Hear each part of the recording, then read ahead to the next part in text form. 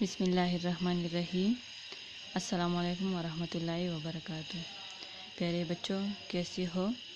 جماعت ہفتم آپ لوگ اپنی اردو کی کتاب نکالیں اور صفحہ نمبر 26 آج ہم تفہیم کریں گے۔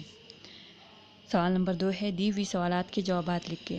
الف ہے، وقاص کون تھا اور کیا کام کرتا تھا؟ تو وقاص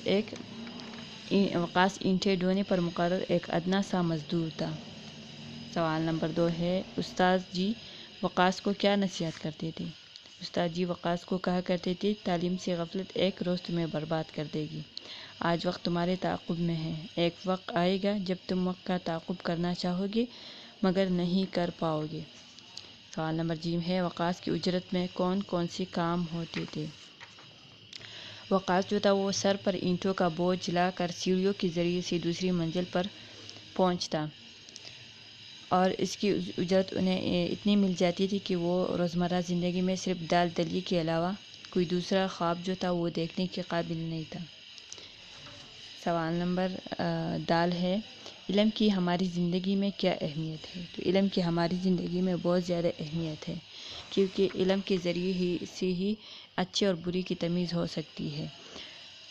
پہلی وحی میں اللہ تعالیٰ نے نبی کریم صلی اللہ علیہ وسلم کو پڑھنے کی تاکید کی تھی۔ نبی کریم صلی اللہ علیہ وسلم کو خود اللہ تعالیٰ نے معلم بنا کر بھیجا اور سب سے پہلے معلم اللہ تعالیٰ ہے۔ اسی لیے ہماری زندگی میں تعلیم کی بہت زیادہ اہمیت ہے، کیونکہ تعلیم یافتہ افراد کا درجہ ان پڑھ لوگوں سے بہتر ہوتا ہے۔ یعنی تعلیم یافتہ انسان کی عزت بھی ہوتی ہے، انسان جہاں پہ بھی جاتا ہے وہاں پہ ان کی عزت ہوتی ہے، تو تعلیم حاصل کرنا چاہیے۔ پھر ہے سوال نمبر ہاں، اس کہانی کی مرکزی کردار وقاص کے بارے میں تفصیل سے لکھیں۔ تو وقاص جو تھا وہ ایک یعنی اس کا دل پڑھائی میں نہیں لگتا تھا اور وہ اپنی جیسی دوستوں کے ساتھ آوارہ گردی کرنا اسے پسند تھا۔ وہ روزانہ اسکول سے بھاگ جاتا۔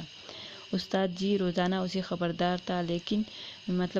کرتا تھا، لیکن وہ اسے یہ کام بالکل پسند نہ تھا، اور استاد جی جو تھے وہ ہمیشہ ان کو نصیحت کرتے، لیکن وہ ان کی نصیحت پر کبھی بھی عمل نہ کرتے۔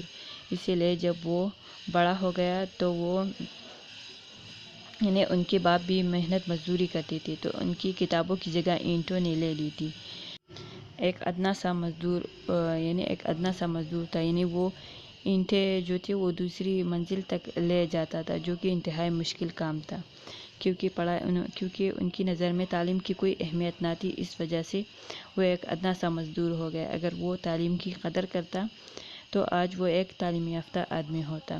اسی لیے وقاص جو تھا ان کے نظر میں تعلیم کی کوئی اہمیت نہ تھی، اس وجہ سے وہ ایک معمولی سا نوکر بن گیا۔ اب ہے سوال نمبر 3، یہ ہے، سبق کے مطابق درست لفظ لگا کر جملے مکمل کریں۔ لوگ کی دیش سے وقاص کو گھبراہٹ کا احساس ہو رہا تھا، تو یہ ہے تپیڑوں سے۔ وہ ڈیش ہوئی دوسری منزل تک پہنچا، ہانپتی ہوئی۔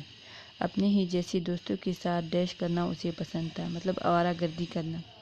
اس کی ڈیش دیکھتے ہوئے ایک دن استاد جی بولے، ہٹ درمی۔ دروازے کے پیچھے ڈیش لوگ سکون سے بیٹھے قلم کی مدد سے اپنا کام کرتے ہیں، تعلیم یافتہ۔ استاد جی ڈیش بھر کر رہ گئے، مطلب سرد آہ۔ ہے سوال نمبر 4، سبق کے مطابق درست جواب کے سامنے ٹھیک اور غلط جواب کے سامنے کراس کا نشان لگائیں۔ راستے میں بکھری کنکریاں وقاص کو دے رہی تھی۔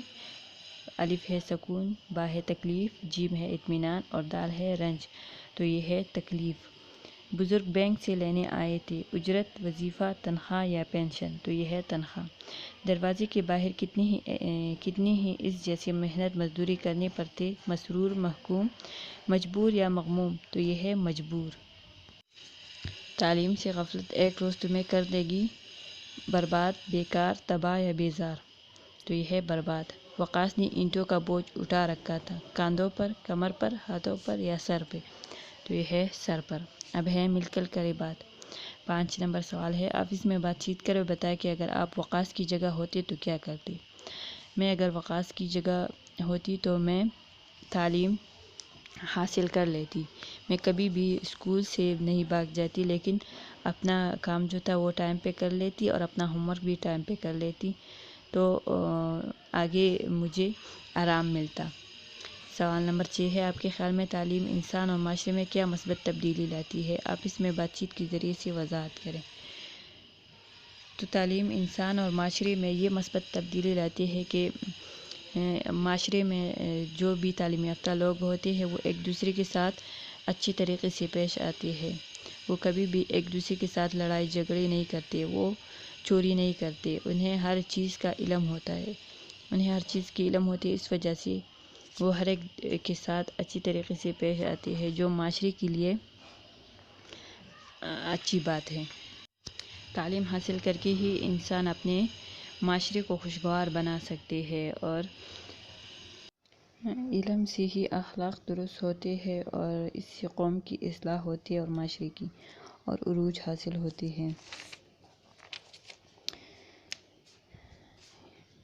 علم عزت حاصل کرنے کا سب سے بڑا ذریعہ ہے۔ اہل علم کی ہر جگہ عزت اور قدر ہوتی ہے۔ معاشرے میں عالم کی سبھی تعظیم کرتے ہیں، یعنی اہل علم کی سب جگہ پہ جو ہے وہ عزت ہوتی ہے۔ انسان علم ہی کی وجہ سے اپنے رب کو بھی پہچان سکتا ہے اور بارگاہ رب العزت میں سے جیریز ہو کر نجات پا سکتا ہے۔ انسان کی مرضی، اس کے عمل ختم ہو جاتے ہیں، لیکن 3 چیزیں باقی رہتی ہیں۔ ان میں سے ایک علم ہے جس سے مخلوق کو فائدہ پہنچے۔ تو اہل علم یا تعلیم یافتہ لوگ جو ہے اس کی ہر جگہ عزت اور قدر ہوتی ہے، اور یہ معاشرے کے لیے بھی بہتر ثابت ہوتی ہے، یعنی معاشرے میں مثبت تبدیلی لاتی ہے۔ مثبت تبدیلی ہے کہ جھگڑے اور یہ ختم ہوتی ہے اور ہر جگہ امن اور سکون قائم ہوتا ہے۔ تو بچوں، آپ لوگوں نے یہ جو کام میں نے کر لیا آج، تو یہ آپ لوگ اپنی نوٹ بک میں کر لیں اور مجھے اپنا ہوم ورک جو ہے وہ ضرور سینڈ کریں، اور اپنا بہت زیادہ خیال رکھیے اور مجھے بھی اپنی دعاؤں میں یاد رکھیے۔ اللہ حافظ۔